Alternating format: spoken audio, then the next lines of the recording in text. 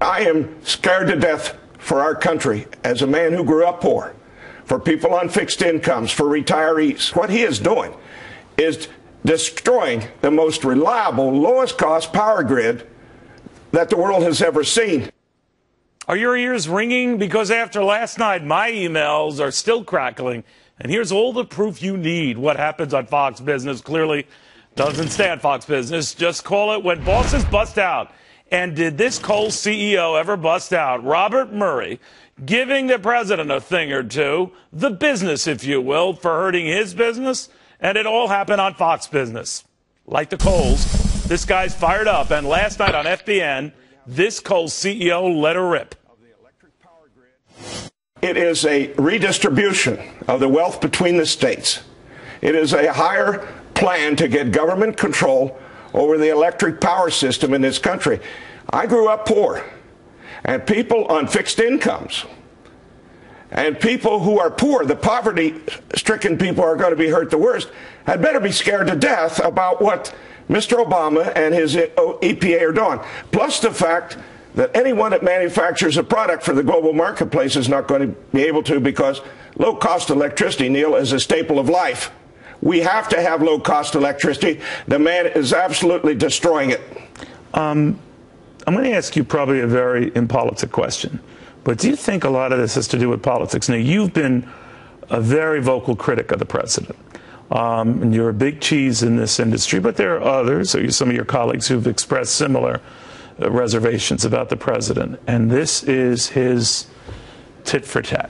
It is his way to reward his friends and hurt those that he perceives as outspoken against him. Do you think that if you and your buddies had shut your mouths, this would have come to pass? No, yes, I think it may have. It may have. I can't speculate on that. I know this, sir. I have spent 58 years working in the electric utility and coal industries, and I am scared to death for our country as a man who grew up poor, for people on fixed incomes, for retirees, for the poverty-stricken, and for people that manufacture a product. What he is doing is destroying the most reliable, lowest-cost power grid that the world has ever seen. And by 2030, we're going to be down from that 40% that you just mentioned, coal-fired, to 14%. That is the 4-cent a kilowatt-hour electricity, while he attempts to replace it with 22-cent a kilowatt-hour wind and solar. It can't be done. It's unachievable, and it's illegal. How he's used the Clean Air Act to try to get these regulations out is totally illegal. I have 4 lawsuits in Murray Energy Corporation against the Obama administration right now. 4 states' attorney generals have joined us in those lawsuits. This is going to have traction. This will be litigated for some time. But in the meantime, sir, 411 coal-fired power plants, 100,000 megawatts of the lowest cost electricity is going to be shut down while it's being litigated. And this is very scary to me. I hope you are wrong, but I have a feeling you're not. Bob Murray, Murray Energy founder. All right, just to put this in some perspective, a record number of emails on an old coal executive. Go figure.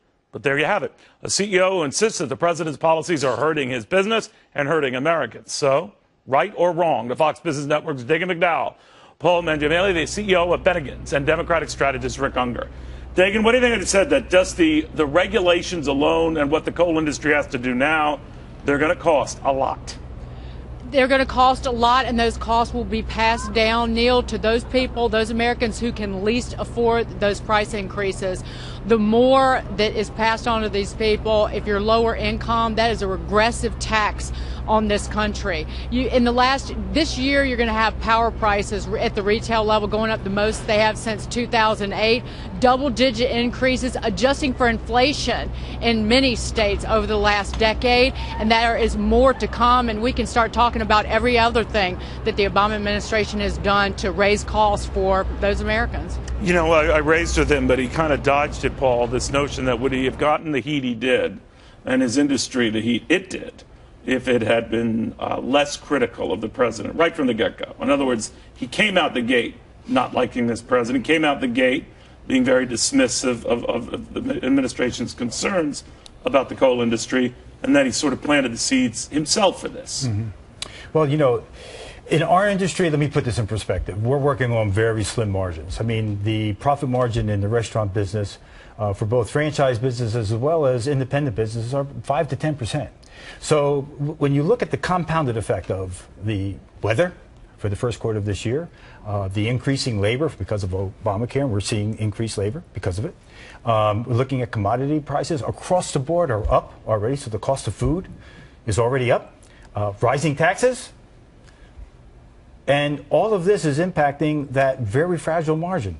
And now with the additional mandates, whether it's minimum wage, or even taking away the tip credit, which isn't really being talked about because this is specific to the restaurant business, but taking the tip credit away, and then mandating a 100% increase now with $15 they're talking about from the minimum wage that's right now.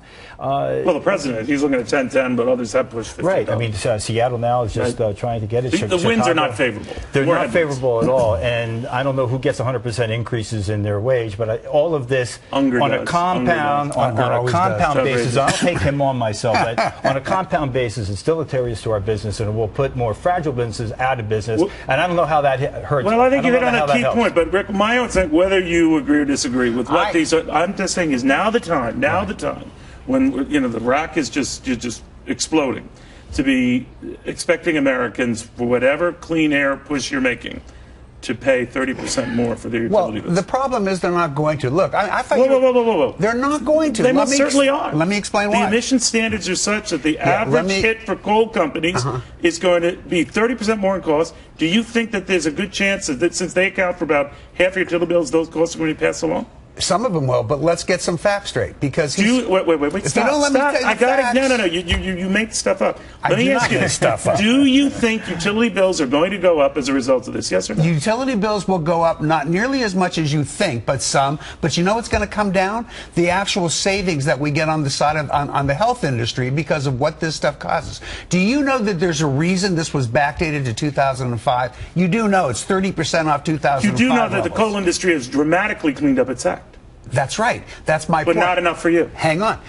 2005 to today, they've already cleaned up 15%. The goal is 30%. They've got 15 years more to do the other 15%. You've got, no. You have got only 45% usage of natural gas. For people to be paying higher utility. Is it now the time? It's not now the time they're going to pay them. Not only that. You're naive. If you don't think people are going to pay more for this, it just started. It's an executive order that just started now. It doesn't even start until 2016.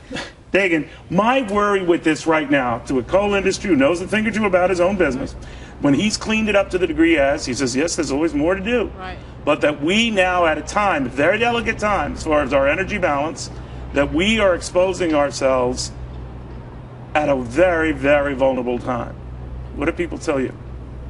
Neil, absolutely. And people are going to pay higher utility bills. They already are without the impact of this EPA ruling, particularly in states that are coal heavy for their electricity, throughout the Southeast, Florida, throughout the Midwest. And to tell the American people that they're not going to pay, or at least, you know what, the fact that they're not saying to the American people, hey, you know what, you need to suck it up. We want you to use wind and solar.